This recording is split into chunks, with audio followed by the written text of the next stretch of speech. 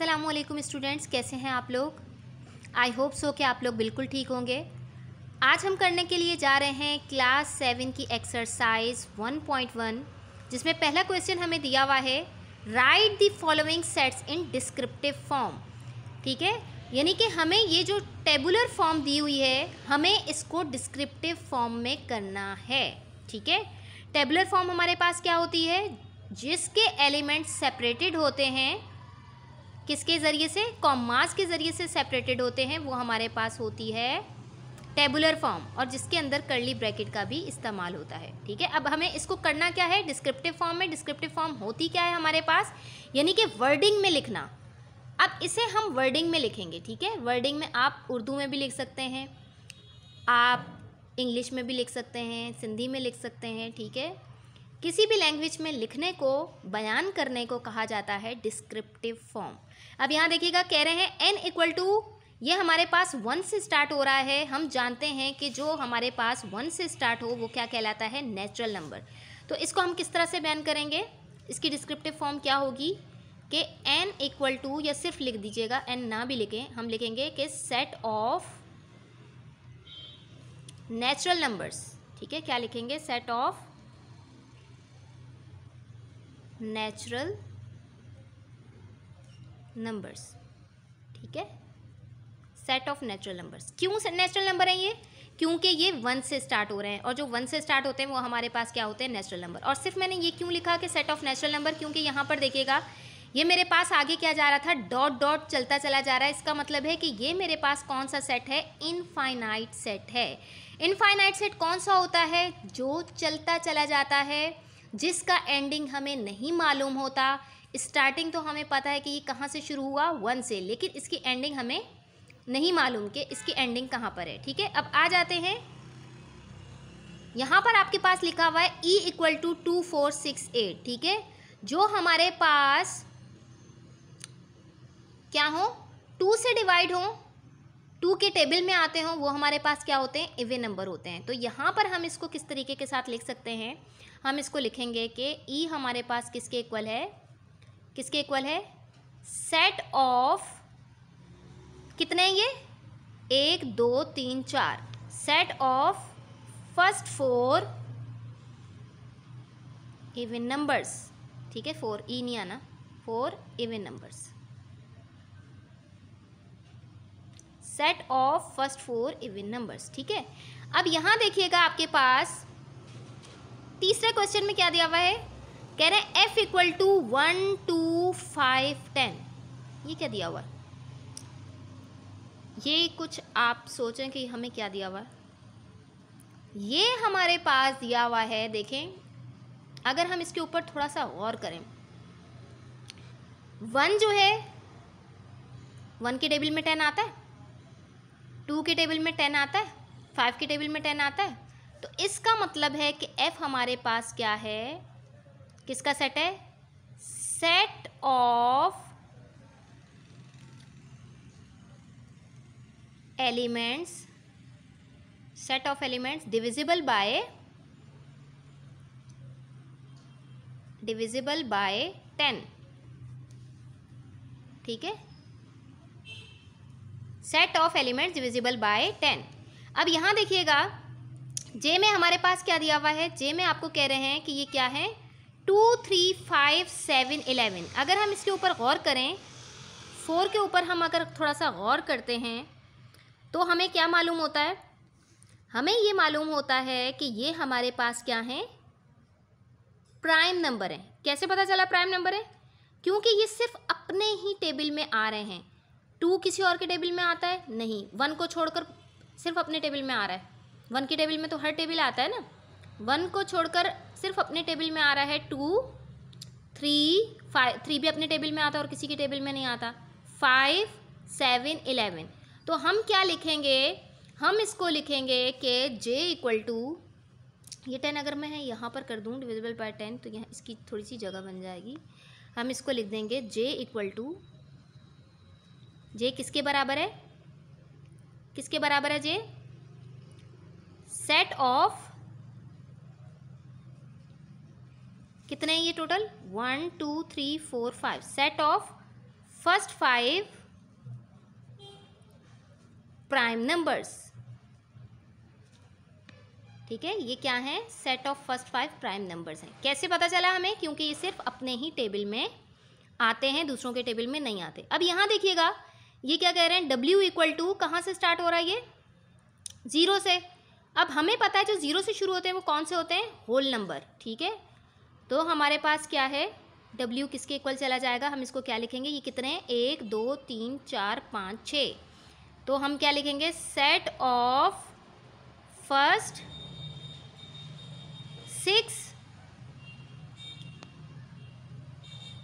कौन से हैं, होल नंबर। होल नंबर क्यों है, क्योंकि ये 0 से स्टार्ट हो रहे हैं, इसलिए होल नंबर है। ठीक है, तो ये बात आपको समझ में आ गई होगी। अब उसके बाद यहाँ देखिएगा S में क्या है, S में आपको दिया हुआ है S इक्वल टू 5 10 15 20 25, यानी कि ये क्या है, मल्टीपल्स ऑफ 5 है। 5 के टेबल में आ रहे हैं, 5 1 ज़ा 5 5 2 ज़ा 10 5 3 ज़ा 15 5 4 ज़ा 20 5 5 ज़ा 25। इसका मतलब है कि ये हमारे पास क्या है, क्या है, सेट ऑफ मल्टीपल्स ऑफ 5। कितने हैं, 1 2 3 4 5। तो हम इसको किस तरह से लिखेंगे कि S equal to set of first 5 multiples of, multiples का मतलब क्या होता है, यानी कि जिसके टेबल में आता है ना उसको मल्टीपल्स कहते हैं, यानी कि टेबल में आना, मल्टीप्लाई होता चला जाता है ना, इसलिए कहते हैं multiples. Set of first 5 multiples of 5। ठीक है, अब यहाँ देखिएगा थोड़ा 7 में क्या कह रहे हैं आपको, T इक्वल टू 3 6 9 12। जी बिल्कुल, आप लोगों के माइंड में बिल्कुल सही आया है, यही आ रहा होगा आपके माइंड में कि अब ये किसके मल्टीपल हो गए, किसके मल्टीपल हो गए, 3 के मल्टीपल हो गए। सेट ऑफ मल्टीपल्स ऑफ 3, सिर्फ हम ये लिखेंगे, क्यों, क्योंकि आगे डॉट डॉट है, इनफाइनाइट है। सेट ऑफ फर्स्ट 4 FOUR होता है। ठीक है, FOUR 4 मल्टीपल्स, मल्टीपल्स का क्या मतलब है, टेबल में आना, मल्टीप्लाई होता चला जाना। ठीक है, set of first 4 multiples of कितना, 3। ठीक है, ये तो था हमारे पास पहला क्वेश्चन, एक्सरसाइज 1.1 का पहला क्वेश्चन, जिसको हमें किस में करना था, डिस्क्रिप्टिव फॉर्म के अंदर हमें करना था, जो कि हमने इसको कर लिया। ठीक है, अब दूसरा क्वेश्चन जो है हमारे पास क्या है, right the following sets in tabular form. अब यहाँ देखिएगा, यहाँ पे कह रहे थे कि बयान करके लिखें, और यहाँ हमें क्या कह रहे हैं, किस फॉर्म में लिखें, टेबुलर फॉर्म में लिखें। अब ये तो हमारे लिए ज़्यादा आसान है। ठीक है, उल्टा ज़्यादा आसान है। देखिए यहाँ पर देखिएगा, ए क्या है, A equal to set of first 7 natural number. आपको पता है नेचुरल नंबर क्या होते हैं, जो हमारे पास 1 से स्टार्ट हो रहे हैं। हमने यहाँ पर, हमें पता है टेबुलर फॉर्म क्या होती है, कर्ली ब्रैकेट भी लगानी है, और हमें क्या करना है, उसको सेपरेट भी करना है। किसको सेपरेट करना है, एलिमेंट्स को सेपरेट करना है कॉमा लगाकर। तो नेचुरल नंबर कितने हैं, कितने, 7, बिल्कुल 7 है। तो हम क्या करेंगे, 1 2 3, ये जा रहा है कहाँ तक, 7 तक। ऐसे भी लिख सकते हैं, आसानी हो जाएगी थोड़ी। ठीक है, उसके बाद यहाँ देखिएगा, बी आपके पास क्या है, देखें ब्रैकेट मैं इस तरह से बना रही हूँ, आप लोग तो ज़रा अच्छे तरीके के साथ बनाइएगा ब्रैकेट। बी में देखिएगा, बी में क्या है, बी में आपको कह रहे हैं कि set of first 8 positive even numbers. ठीक है, इवन नंबर्स तो आपको पता है, पॉजिटिव इन्होंने वैसे ही लगा दी है, टेंशन की बात नहीं है, ये इवन नंबर्स ही हैं। ठीक है, तो आपके पास क्या आ जाएगा, बी इक्वल टू कितना आ जाएगा,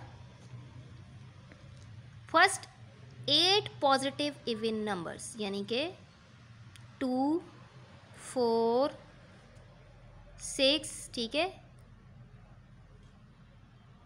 ये चलता चला जाएगा कहाँ, 2 8 का कितना होता है, फर्स्ट 8 है ना, तो इवन नंबर वो होते हैं जो 2 के टेबल से डिवाइड होते हैं, तो 2 8 का 16 आता है, यानी कि ये चलता चला जा रहा है कहाँ तक, 16 तक।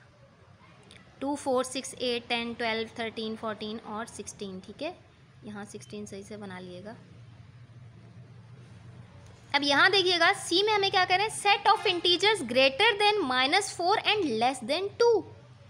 -4 से क्या है, ग्रेटर देन बड़े हैं, -4 से बड़े, जबकि लेस देन 2 2 से छोटे। तो हमारे पास सी का सेट कैसे बनेगा, कैसे बनेगा सी का सेट? सी का सेट कुछ इस तरीके के साथ बनेगा